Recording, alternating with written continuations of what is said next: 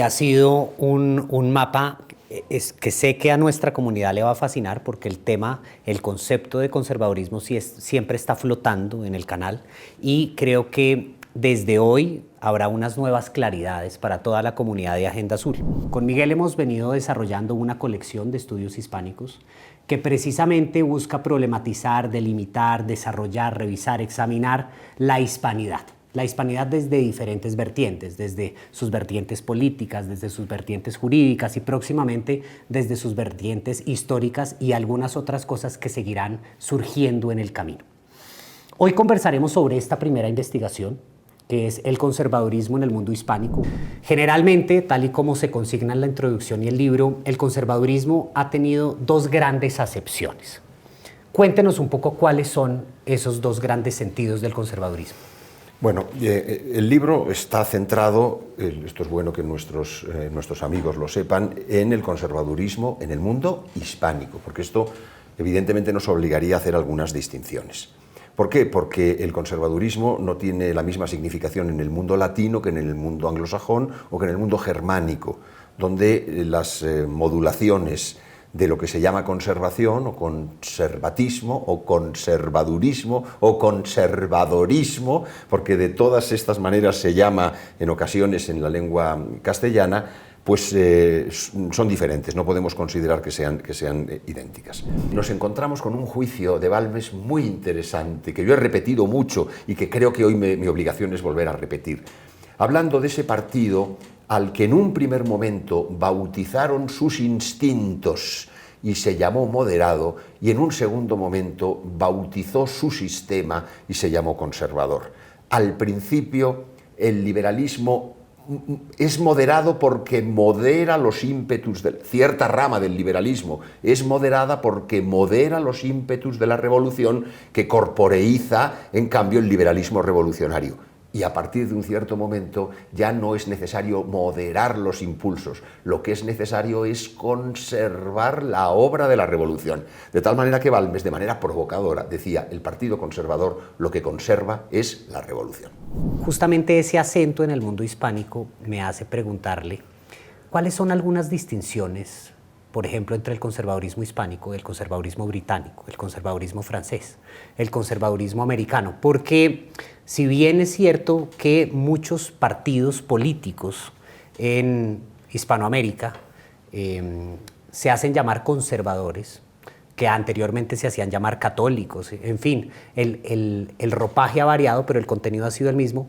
Curiosamente, a pesar de estar en el mundo hispánico, lo que hacen es importar las ideas del conservadurismo británico, francés, americano. Entonces, cuéntenos un poco, Miguel, ¿cuáles son las distinciones entre el conservadurismo en el mundo hispánico y estos otros conservadurismos que además gozan de gran popularidad?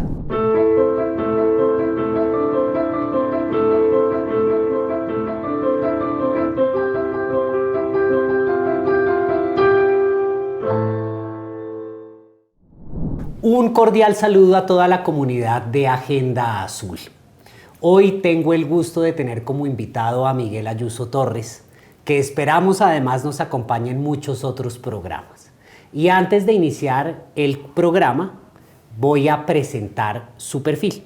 Miguel Ayuso Torres es catedrático de la Facultad de Derecho de la Universidad Pontificia Comillas de Madrid, España.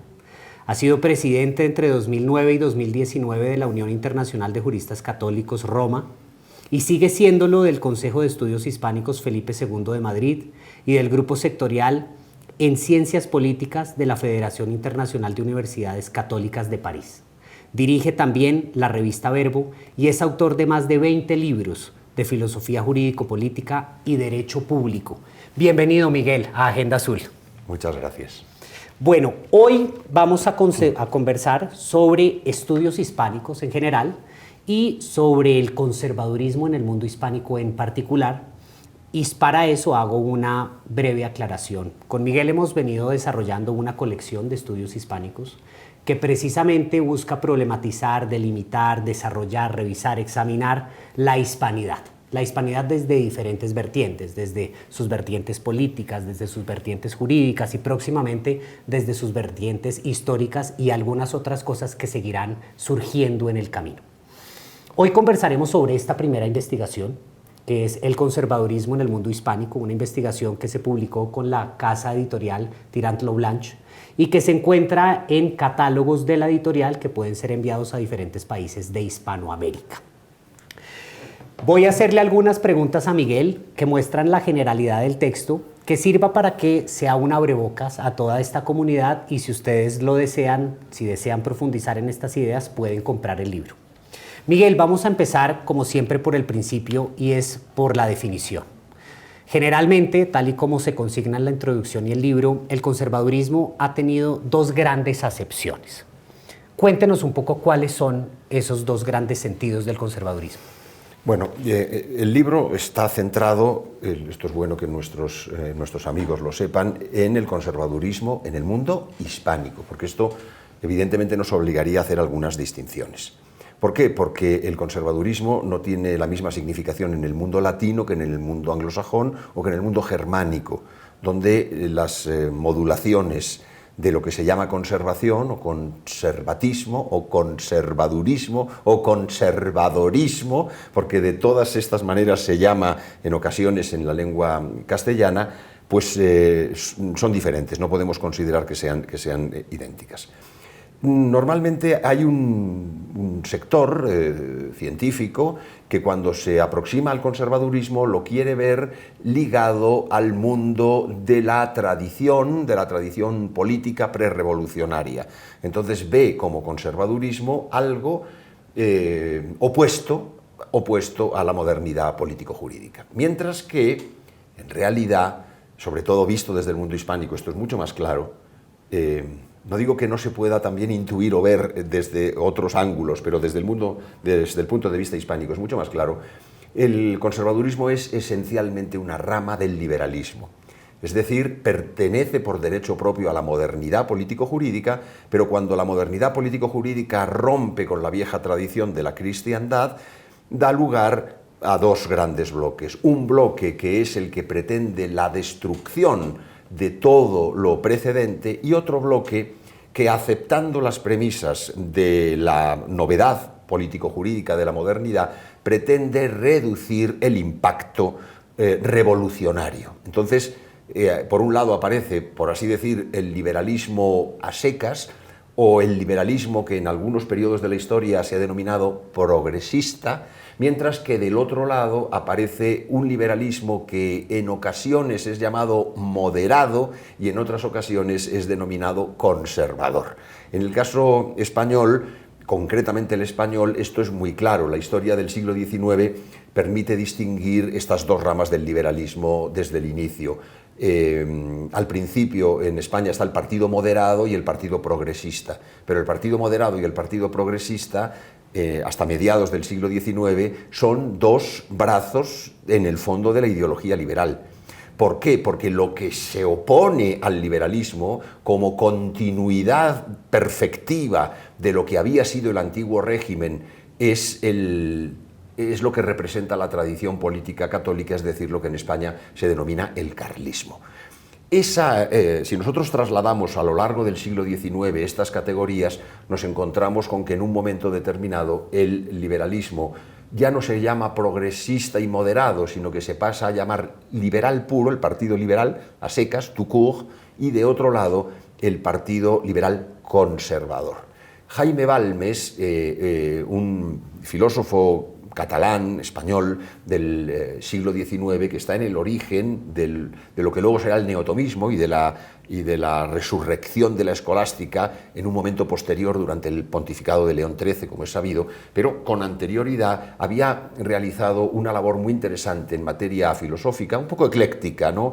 Pero también en materia de sociología política. Sus estudios políticos, en 10 volúmenes nada menos de la edición de su obra completa hecha en la Fundación, en el Instituto de la Valmesiana en Barcelona, es muy claro a este respecto el análisis de todo lo que está ocurriendo, de las tendencias sociales, de las tendencias políticas que se están produciendo en la España de ese periodo. Y ahí nos encontramos con un juicio de Balmes muy interesante, que yo he repetido mucho y que creo que hoy mi obligación es volver a repetir. Hablando de ese partido al que en un primer momento bautizaron sus instintos y se llamó moderado, y en un segundo momento bautizó su sistema y se llamó conservador. Al principio, el liberalismo es moderado porque modera los ímpetus de cierta rama del liberalismo, es moderada porque modera los ímpetus de la revolución que corporeiza, en cambio, el liberalismo revolucionario. Y a partir de un cierto momento ya no es necesario moderar los impulsos, lo que es necesario es conservar la obra de la revolución. De tal manera que Balmes, de manera provocadora, decía: el Partido Conservador lo que conserva es la revolución. Eso es una perfecta introducción que seguramente situará a toda la comunidad en lo que ha sido el conservadurismo y el conservadurismo en el mundo hispánico.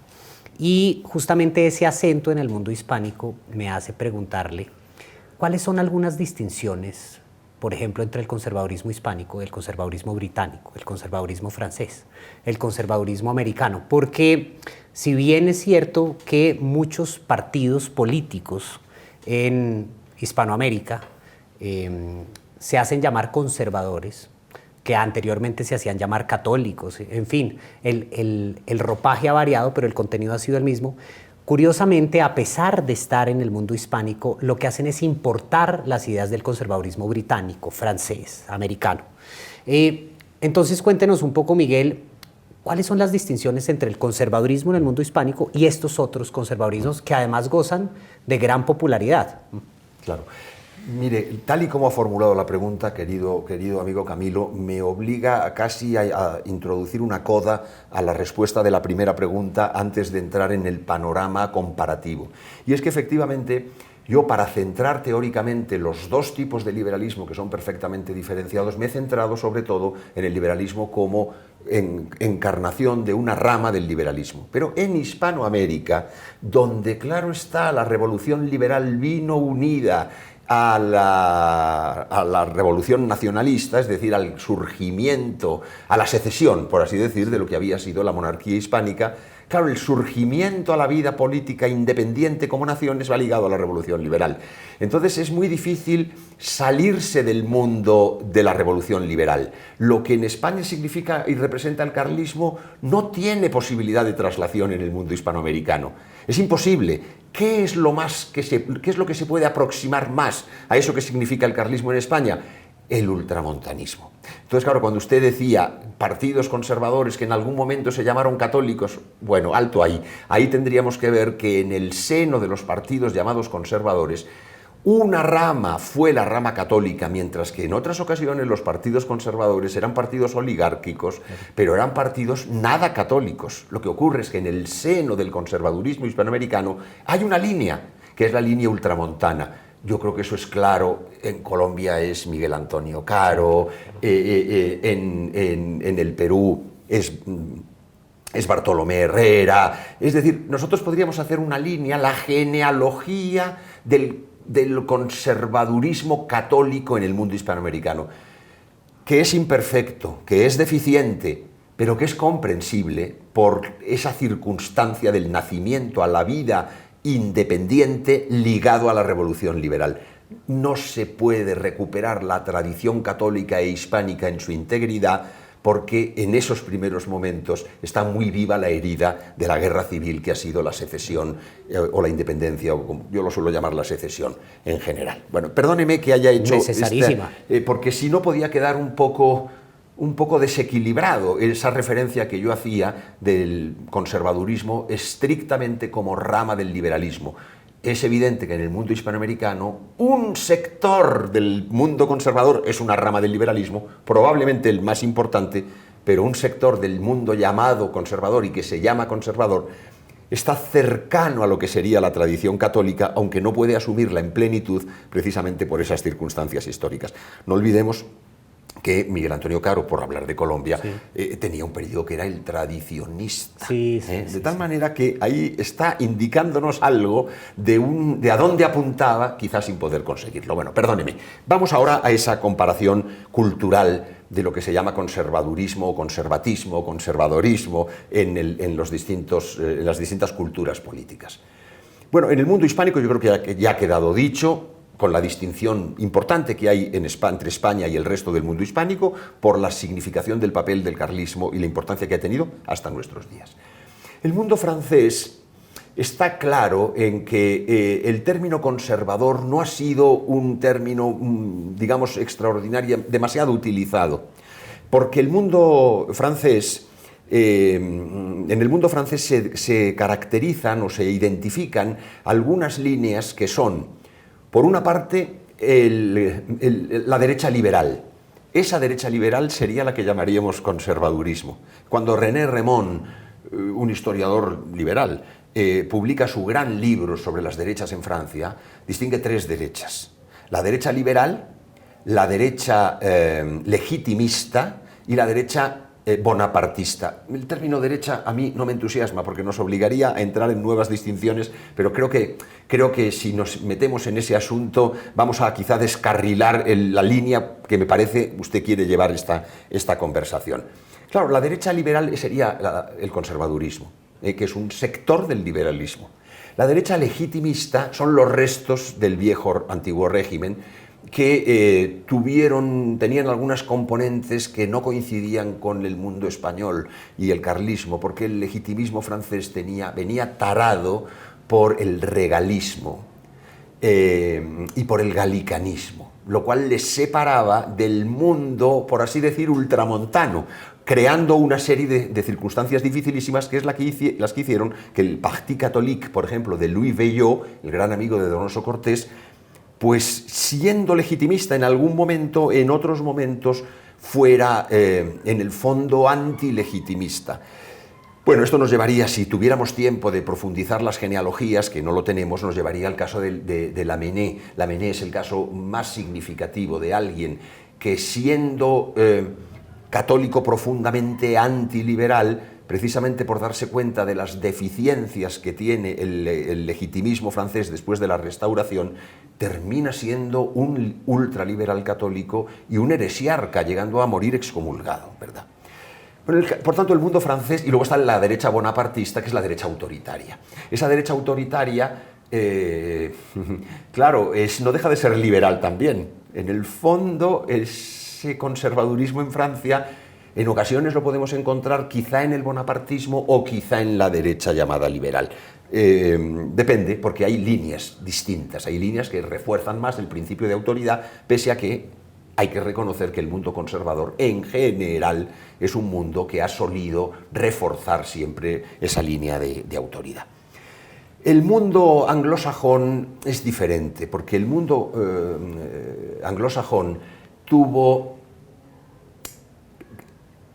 careció de una revolución semejante a la Revolución Francesa y a las revoluciones liberales que se produjeron en el mundo latino, incluido el hispánico, que tienen una dependencia muy clara de la Revolución Francesa. En el mundo anglosajón tuvieron su revolución, porque la Revolución de 1688 no deja de ser una revolución.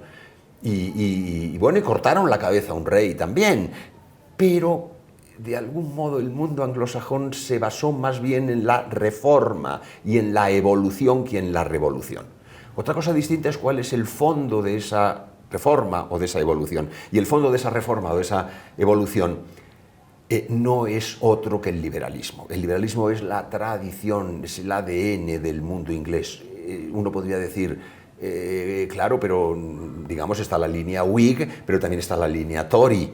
Sí, pero en el fondo, la continuidad sociológica entre Whigs y Tories, cuando se estudia profundamente, es muy singular, porque muchas familias y muchos personajes que comienzan siendo Whig terminan siendo Tories cuando ya se han enriquecido, es decir, cuando ya tienen más que conservar. Hubo una época en la que tenían menos que conservar y en otra época tienen más que conservar. Ya se han enriquecido y los que han sido Whigs en algún momento pasan a ser Tories. Esto también daría para mucho, ¿verdad? Otra cosa distinta es cuando luego, ya en el siglo XX en general, surge la rehabilitación del conservadurismo inglés, sobre todo a través de la figura de Edmund Burke. Pero claro, Edmund Burke es lo que es también. Edmund Burke no es reconducible a la línea antirrevolucionaria del mundo hispánico o del mundo latino de tipo francés, por ejemplo. ¿Por qué? Porque las premisas del mundo anglosajón en las que se desenvuelve son completamente distintas.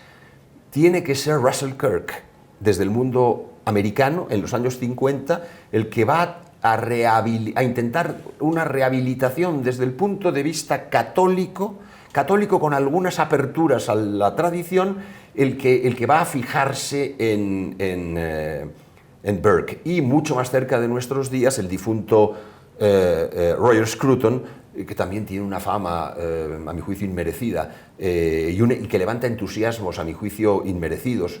No porque yo he tenido relación personal óptima con Roger Scruton, como he tenido una relación óptima con los epígonos de Russell Kirk y con la familia de Russell Kirk. No es un asunto personal, es un asunto intelectual. Hay muchos elementos que en el mundo inglés está claro cuáles son. En Roger Scruton había muchas más complejidades, había un hegelianismo muy radicado que emergía con mucha delicadeza en muchas cuestiones, en estética, por ejemplo, pues es de gran evidencia. Y es decir, que no se trata de hacer ningún ajuste de cuentas de pésimo gusto, sino exclusivamente de intentar apuntar cosas que me parece que son la verdad. Y en el mundo gringo está el americanismo. Claro. El americanismo lo tiñe todo. No se puede entender nada del mundo anglosajón, y en este caso del mundo americano, concretamente, norteamericano, estadounidense, gringo. Es odioso tener que utilizar la palabra americano para referirse en exclusiva a ellos. Es el americanismo. El americanismo, claro, es una herejía teológica, como he sabido. León XIII la condenó a principios del siglo XX en su famosa carta al arzobispo de Baltimore, el cardenal Gibbons, Edward Gibbons, no sé si era Edward, como se llame, Gibbons, y el americanismo es una herejía teológica, pero es una herejía teológica que tiene derivadas muy profundas en todos los sectores, y concretamente en el sector político. Es la idea de que la situación ideal de las relaciones Iglesia-Estado, entre otros grandes problemas, es la que se encuentra en la Constitución de los Estados Unidos de Norteamérica. No hay que olvidar que Joseph Ratzinger era un americanista, desde el punto de vista conceptual, pero está expresamente dicho. Joseph Ratzinger repudiaba la Ilustración francesa y veía en Locke y en los sucesores de Locke, y en el fondo Locke es el verdadero padre de la Constitución de los Estados Unidos de América, un modelo asequible. En su último libro, antes de acceder al solio pontificio, Fede, Toleranza e Verità, está perfectamente explicado. Yo tuve la mala fortuna de tener que hablar contra la tesis de Ratzinger en un simposio en la Universidad del Udine, justo cuando pocas semanas después era elegido Papa, y cuando el libro se publicó yo no toqué una línea, pero ya era el Papa, y entonces empezar publicando un libro contra el Papa, pues no parece que sea contra el Papa, ya entendemos que se trata de opiniones de doctor privado. Bien, dejemos el asunto. Estábamos con el americanismo. Eso es lo que ha determinado que en el mundo gringo es imposible encontrar verdaderos enganches con la tradición católica no liberal. En realidad, las personalidades que se han distinguido en lo que llamaron The Conservative Movement, porque eso lo abrazaba todo después de la Segunda Guerra Mundial, fundamentalmente en los años 50. Ahí, a partir de los años 50, es cuando nos encontramos con la convergencia de una serie de líneas muy interesantes. Pero si yo tuviera que elegir una serie de nombres, es que los nombres que utilizaría son nombres en los que en realidad, pudiendo haber vivido en Estados Unidos, pero no son gringos, y no responden a la matriz gringa. El primero, mi íntimo amigo y añorado amigo, Frederick Daniel Williamson, catedrático de metafísica y de filosofía política en muchas universidades, pero la última en la Universidad de Dallas. Frederick Williamson había abrazado el tradicionalismo español y concretamente el carlismo, se había convertido en un carlista español, de tal manera que, aunque hablara con acento americano, porque el inglés el español lo había aprendido de mayor, no dejaba de estar fuera del mundo gringo. El segundo caso es el de mi gran amigo también e inolvidable amigo Thomas Molnar. Thomas Molnar era un húngaro, exiliado en Estados Unidos, profesor de importantes universidades, y que nunca se americanizó desde el punto de vista cultural.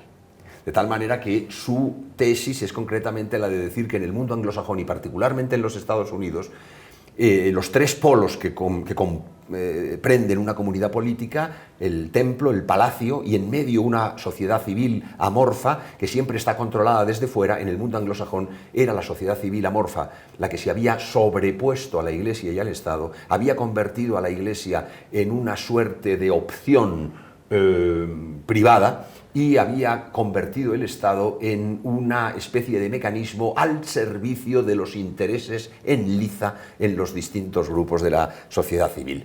Thomas Molnar tampoco era un americanista, no podía, era un enemigo de ese mundo. El tercer caso es mucho más discutible. Vive, yo tengo buena relación con él, aunque ahora un poco más alejada, porque ha cumplido ya alguna edad, que es Paul Gottfried. Claro, Paul Gottfried es, en el fondo, es un hombre de cultura alemana, exiliado en los Estados Unidos también, y es un hombre que se desenvuelve, a diferencia de Molnar, que en el fondo se desenvuelve en el mundo cultural francés, a diferencia de Wilhelmsen, que en el fondo se mueve en el mundo cultural español, hispánico. Gottfried se mueve en el mundo cultural alemán, que ya es otra cosa, no es el latino, no es el anglosajón, es otra cosa, pero con todo no es reconducible a las categorías habituales del mundo conservador norteamericano, y que eso es lo que determina una cierta marginación o una cierta consideración suya de heterodoxo. Últimamente está mi también gran amigo John Rao. Es el sucesor de Dietrich von Hildebrand al frente del Roman Forum, y en realidad John Rao como historiador de matriz teorética, tiene una obra interesantísima en la que es la denuncia constante del americanismo. Bueno, ve usted que, claro está, no he respondido exhaustivamente a lo que usted me pregunta, pero con los minutos que tenemos no puedo hacerlo. Lo que sí quería era dar pues una especie de visión general, un poco impresionista, si se quiere, de las distintas líneas o corrientes de un fenómeno que habría mucho que precisar, pero que evidencia que tiene distintas facetas en las distintas culturas políticas. Y ha sido un mapa que sé que a nuestra comunidad le va a fascinar, porque el tema, el concepto de conservadurismo siempre está flotando en el canal, y creo que desde hoy habrá unas nuevas claridades para toda la comunidad de Agenda Azul.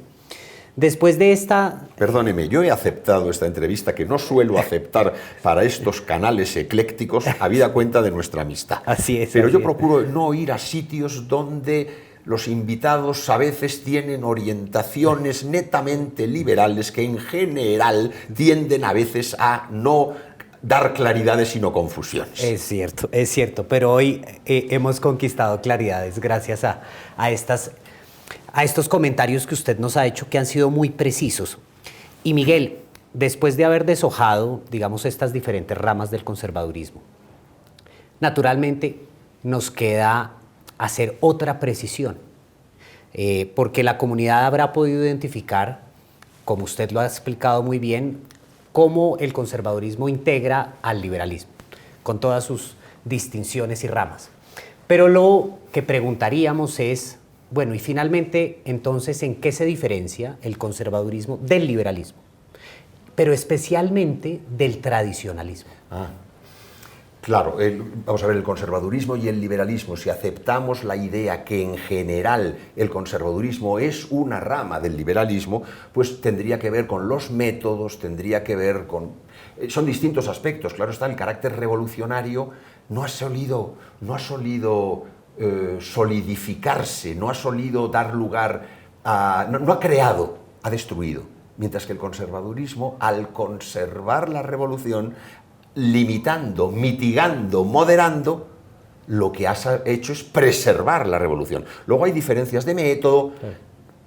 También en algunos casos ha habido, claro está, diferencias basadas en el aspecto católico, pero como ahí ya le he dicho, no era el conservadurismo en su conjunto, sino un segmento muy singular del conservadurismo, que es el que podríamos llamar ultramontanismo. Bien, el ultramontanismo encaja con su última pregunta sobre el tradicionalismo. El tradicionalismo también es un término que no es sencillo de abordar. ¿Por qué? Porque el tradicionalismo comienza siendo un concepto filosófico. Es el tradicionalismo filosófico, que es un error. Es un error condenado por la Iglesia, porque hay una parte de ontologismo, hay una parte de digamos, de destrucción o de desconsideración de la razón, toda la gran ortodoxia católica se basa en que la gracia no quita la naturaleza, sino que la perfecciona, de acuerdo con el apotegma de la primera cuestión de la Suma de Teología de Santo Tomás de Aquino.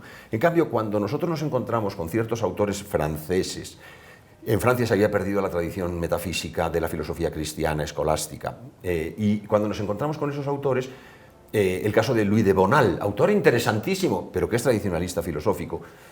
En el caso de Joseph de Maistre, probablemente también, de una manera mucho más mitigada, ¿no? Pero también nos encontramos con estos problemas. Entonces, el tradicionalismo filosófico es un error desde el punto de vista de la filosofía cristiana y de la metafísica tomista. En segundo lugar, la palabra tradicionalismo o tradición se ha utilizado también en un sentido político. En ese sentido político, yo diría que el mundo español es el más significativo, una vez más. Lo que pasa es que inicialmente lo que luego va a ser conocido como tradicionalismo huye de su identificación con ese término, probablemente por el problema terminológico del tradicionalismo filosófico. Entonces, en ese primer momento se habla de legitimismo, se habla de carlismo, se habla de comunión católico-monárquica, no se habla de tradicionalismo. Será andando el tiempo que se empezará a hablar de comunión tradicionalista.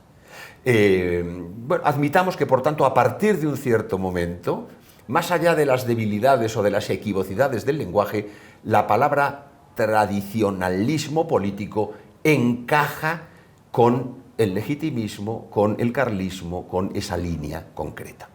Claro, en otros países en los que un fenómeno semejante no se da, pues nos encontramos con alguna perplejidad o con alguna dificultad de identificar terminológicamente con esa claridad. Y luego está el tradicionalismo religioso. Este es un fenómeno muy reciente, porque esto tiene que ver con la crisis producida en la Iglesia Católica con ocasión del Concilio Vaticano II, que emergió con ocasión del mismo. Era precedente, había unas semillas antiguas en el catolicismo liberal, desarrolladas en el naturalismo, desarrolladas en el modernismo. Y entonces, bueno, tenemos este triple juego. Evidentemente, el tradicionalismo político se diferencia del conservadurismo en su oposición total a cualquier elemento liberal. Perfecto. Miguel, ha sido un gusto, hemos recibido una magnífica clase, una magnífica ilustración sobre todas estas distinciones y precisiones conceptuales. Esperamos volver a tenerlo muy pronto en Agenda Azul. Muchas gracias.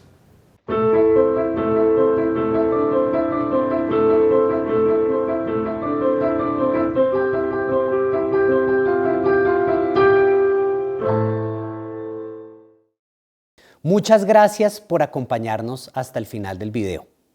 Recuerde que también nos puede encontrar en Facebook e Instagram. Si le gusta nuestro contenido, por favor, dele me gusta y compártalo.